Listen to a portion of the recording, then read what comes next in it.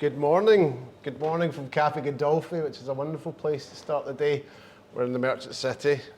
This place is a great example of Glasgow local hospitality. It's been open since 1979, when the Merchant City was probably quite a very different place.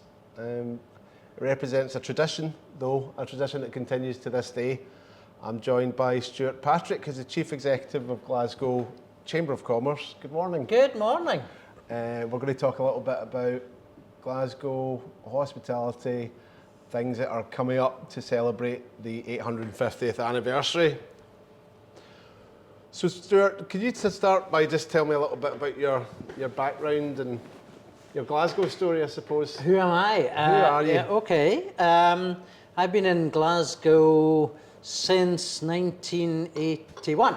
Right. I went to Glasgow University and I went into the accountancy profession, lasted in there for about 6 years and decided not for me. Great profession, not for me. So I went and joined an organisation called the Government Initiative. Okay. At the time when 1990 was in full flow.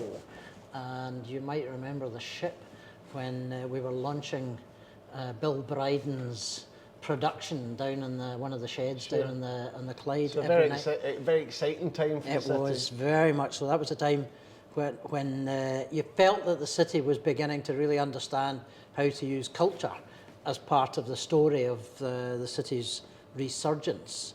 But also I remember 1990 was one of the years when we also discovered that a little bit of liberality around licensing laws went an awfully long way. I think people have very fond memories of those. I think it was a very good summer as well, and kind of sitting out and enjoying a more European style of hospitality, shall we say. Indeed so. And it stuck, elements of it stuck, right? It did, and that created a pathway for me. I went into economic development with Scottish Enterprise. At the time it was Glasgow Development Agency, ended up being there for 17 years, ultimately running the Scottish Enterprise Glasgow, the local enterprise company for Glasgow.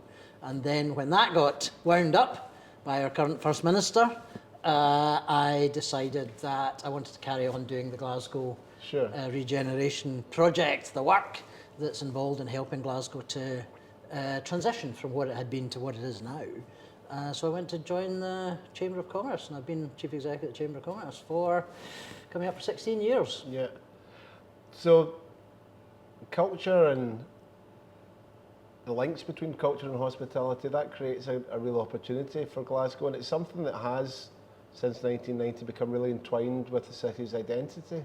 Is that something that you've seen in your experience? For sure. Firsthand? I mean, if you think about the early days when Glasgow was putting the case for why it should have been City of Culture in 1990.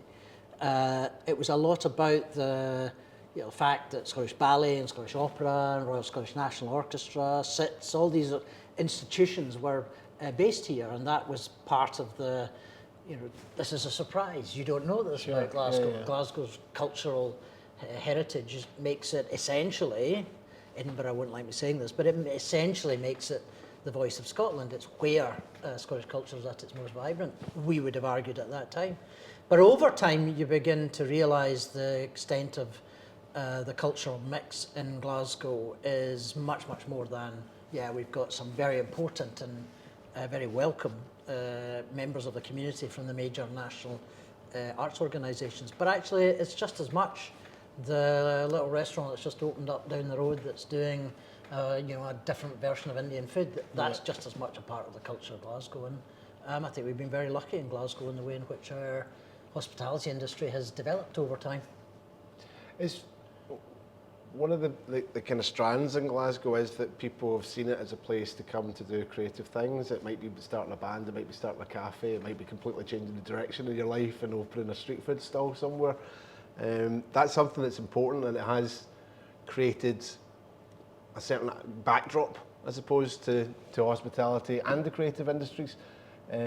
You've chosen, the Chamber of Commerce has chosen hospitality as one of the things to highlight this year as Glasgow celebrates the 850th anniversary. Part of this anniversary is looking back 50 years, but also looking 50 years in the future. So it's kind of like where we're going, but where we've been. So I think a lot of that is encapsulated in hospitality. Can you tell me a bit more about why you chose hospitality as being the main activity for the chamber? Well, I guess hospitality is a great way of telling stories about Glasgow. It's a good way of telling a story about what it's like to be here now and why you should visit Glasgow if you're not a Glaswegian, and what more you can get from your own city if you are a Glaswegian. It's part of the daily life of the city, but it also tells a story of how cultures have engaged with the city over time. Immigration, obviously, a big part of Glasgow's social and cultural history, and hospitality is usually one of the expressions of that, whether that's in Indian food or Italian food or Chinese food, and so many different cultures now.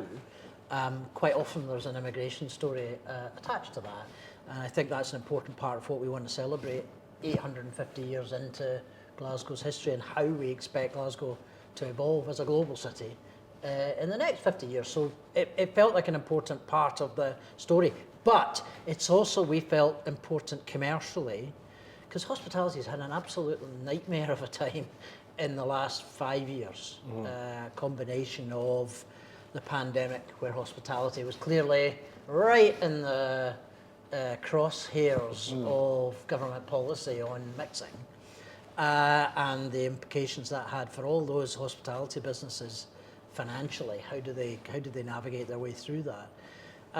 But it's also been difficult in the last 3 years because of the inflationary challenges, energy costs, cost of living more generally. So demand has changed as well, partially from the pandemic, but also very much because people are finding it harder to make their household budgets add up. And that's putting a lot of pressure on hospitality industry, particularly that shift towards maybe more entertainment at home and less going out, because cost of living has been a challenge. Okay, so Taste the Place will be an opportunity to kind of remind people that live here what's on their doorstep. I think that we get very cosy in Glasgow. We tend to, we have our own neighbourhoods, so we stick to them. And trying to convince someone from the south side to go across to the West End can be a bit of you have to do some convincing and stuff. But there's a lot of it's great that people are very comfortable with their neighbourhoods, but this is a great reminder that there's lots out there still to explore. I mean, I've been writing about Glasgow non-stop for the last 10 years, and I'm still finding out things every day. Yep, absolutely, and guilty as charged. I'm a West Ender, have been for 40 years, and I do find myself a natural choice if it's a impulse buy. What am I going to go to? It's just a walkable distance round the corner. Undoubtedly, that's true. And actually, one of the things that I've found really interesting as we've developed up Taste the Place is the south side. I honestly, you could get me across to the tramway now and again, and it depends what you call the south side, but I would have to be honest and say I'm not there that often. This is something that will make me go and explore it in a more determined way. Taste the Place. It gives me a reason to go and explore and find out what's going on there. The council leader is a south sider, so she tells me all the things that I really should be going to explore. So I will. That will be one of the challenges I'll take up for this particular project that we've set out for 850. What about just like a general overview of how you think things are in hospitality? Because obviously you talk to your members every day, but you're in all kinds of different bodies and stuff like that. There are those challenges, but we've been through a period of 10, 15 years of sustained growth in the volume of really interesting places in this city. I was at the Michelin Awards at the Kelvin Grove, and the amount of chefs from other places that were really complimentary about Glasgow. This is a message that's gone beyond Glasgow to other places, that Glasgow is an interesting place. Time Out magazine said that this is one of the great food and drink cities in the UK. So what are you hearing? Because the other thing that's really fascinating is last year, despite all the challenges, the openings of independent food and drink was up by 30%. I mean, that's a remarkable thing. Are we just all off our heads and just we're going to do it anyway? Bit of that. Yeah. I think there is a bit of that. We like a challenge in this city, don't we? It's not. I suppose going into hospitality, it's not a huge barrier to entry sector. Yeah, you can get, if you've got an idea, you can get going, right? You can get it going relatively cheaply. But but as a consequence, the risk levels are quite high because it's so competitive. Yeah. But it's so much more competitive now. Now I can go back 40 years and I'll tell you, I was involved in hospitality to a certain extent over the years, and when you opened a new place back in the 90s, you were thinking, oh, maybe there's 2 or 3 places nearby that are competition that we need to think about. And now it'll be 2 or 3 times that. Sure. So it is a much more competitive world. It's a tough gig being in the hospitality. Costs have been going up quite substantially. Energy costs that you can't control. The costs involved in hiring staff have gone up. Minimum wage, can't argue against the importance of the minimum wage, but it does make it more difficult for, particularly for smaller independent organisations to succeed in hospitality, and particularly for independents who can't really control purchasing costs. They don't have the same buying leverage that the big players do. Actually making the sums add up is tricky. And I know the Scottish Government will come out, and if you ask the Scottish Government, can you do something about rates, which is usually the issue that we get from members, they'll say, but we have. It's rates relief for all those small businesses, and we've just done another programme of relief for businesses that have rateable values below 52,000. Sounds great, but somewhere like this, Cafe Gandolfi, that wouldn't even begin to touch the sides. It's not even close.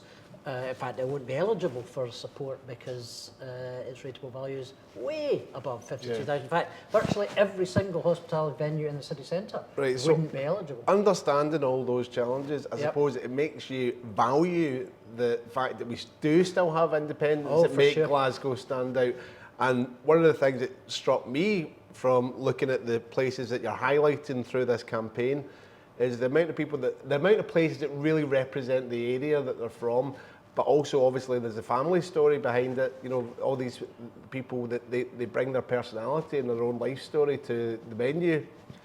But that becomes an intrinsic part of the street that they're on, and that's something to cherish, right? Absolutely. And the people of Glasgow tell us that. We fairly regularly do survey work with Glasgow residents and folks outside Glasgow in the wider region, and we'll ask them questions about what it is about Glasgow that they value and what do they not like. Well, I'm not going to that bit, but the bit they value is the distinctive authenticity of coming into the city to explore the centre and the neighbourhoods, and that authenticity is born of, essentially, it's the independent traders that provide that authenticity. It's great to have all the big investors and the big chains, but actually every city depends on the richness of its independence. The mix of because I mean, as much as we gravitate, well, I certainly gravitate towards independence. Don't underestimate the importance of having, chain bars and restaurants that are employing the next generation of Glasgow's great bands, quite frankly. Right. Because they're only going to get to the stage where they are ready to launch an album if they have the right kind of work. And the hospitality and the creative stuff that we really value in Glasgow, it's always worked hand in glove. Yeah. But there's a lot of independents that are growing in scale and that are really becoming emblematic of Glasgow, and that's really fascinating to see as well. It was one of the things when you're looking around trying to say outside Glasgow, pitching Glasgow to external potential investors or people you want to trade with. You want to try and show that Glasgow is on the up. You want to show that its population is growing, which it is, that there's more jobs being created, which there are. But one of the things that really struck me over the last 10 to 15 years has been the growth in the business base. We always give ourselves a hard time about how many businesses were being created in Glasgow and how many survived after the first 2 or 3 years. But we've added something like 10,000 new businesses in the last 10 years to the Glasgow. It's the city region as a whole. But hospitality will have played its role in building that business base. That is where the kind of entrepreneurial spirit is going to help us grow the economy. That's where it comes from. Right, let's talk specifically about Taste the Place, this activity that you're going to be leading. How do we get involved? What is it all about? Well, this is a trail that's going to help you get a feel for the richness of the hospitality offer in Glasgow. We have 44 venues on the list with 23 different cultures, different kinds of food heritage that you can explore. And the idea is basically that you can either download it digitally, you'll find it online and undertaste the place. There's a little map, which for those of us that are a bit more senior in years can use to guide our way around the city. And you basically just go and pick them off, work your way through them, and you will find just the fullest range of different types of heritage offer that you can imagine. I wouldn't have known there was a Venezuelan restaurant in the city. I now do. That's something to go and explore. As I said earlier, I really don't know the south side. There's a huge portion of the trail that will take you around the south side. And I'd say there's a nice mix. It's restaurants, it's bars, it's cafes, and there's some venues like a trip down to the Clydeside Distillery, for example. So you get a real mix, a real sense of the variety that you can have in Glasgow. Okay, one of the things that we're doing this year as we mark Glasgow's 850 is we're asking everyone that we talk to talk about their favourite places in the city. So I wanted to ask you about, you know, like when you're out in Glasgow with pals, what's your kind of ideal scenario? Well, yeah, and this is where I'm obviously going to display my kind of slightly West Endish biases. I'm in my natural habitat. If I do go out for a meal or out for a drink, would usually be not far off Byres Road. So I'd probably be somewhere like the ubiquitous Chip. Used to be involved with Brails, so I'll drop in there now and again. But actually, we're in one of the places that if I work in the city centre, so I'm quite regularly using city centre venues. So places like Cafe Gandolfi, Anchor Line, I'm in there an awful lot. One of Mario's places, I'm in there regularly to take possible investors for a meal in Glasgow. So there's a whole variety of places. Eusebi Deli, I mean, it's on the list here, so you want to go there. It is. You definitely want to go there. What about restaurants and bars from any era that represent your kind of memories of Glasgow? Gosh. And stuff like that? Well, I was saying the very first place I ate when I think I was 18 and decided that we're going to have a date up in Glasgow. I was born and brought up in Greenock. So coming up to Glasgow at that time was a bit of an adventure. And the very first restaurant I ate in is still there, and it was O Sole Mio. Oh, yeah. I think that, and I had calamari. I remember the very first time. Well remembered from date nights in the 80s and 90s, I believe. Yeah. Still there. I'm glad to see it's hung on in there. But I suppose Ashton Lane is a big part of my early years as a student at Glasgow University. We're blessed by lots of nice outdoor spaces in Glasgow. Where do you like to go for a wee walk and stuff like that? You'll find me if I'm going for a walk with someone to Vanata, I'd probably end up on the Kelvin Way, into the Botanic Gardens. Probably end up going down Byres Road in Ashton Lane. Probably have a wee glass of wine somewhere in Ashton Lane. What about a favourite Glasgow building? Favourite Glasgow building? Well, now, I mean, I don't get the time to do this that I used to do, but if I could get into the Glasgow Film Theatre or the Sits, and I'm so delighted to see the Sits coming back. That'd be great. Those are a couple of places with very fond memories for me. So if I can get the time, those would be two buildings that would really. I'd be really interested in. What about your favourite Glasgow music? Sure. Yeah, I'm not a particular music person, so you're I'll tell you probably not going to get very far. What we're going to with do straight after this is we're going up to the West End for a pint of tennis. I'm going to take you to a record store. We're going to buy you some Blue Nile albums, right, okay. And that'll be us sorted. Okay, Tasty Place. When does this all kick off? It kicks off in April. Will be the formal launch. All right. Thank you very much for telling us all about it. You are welcome. Thank you very much for having me.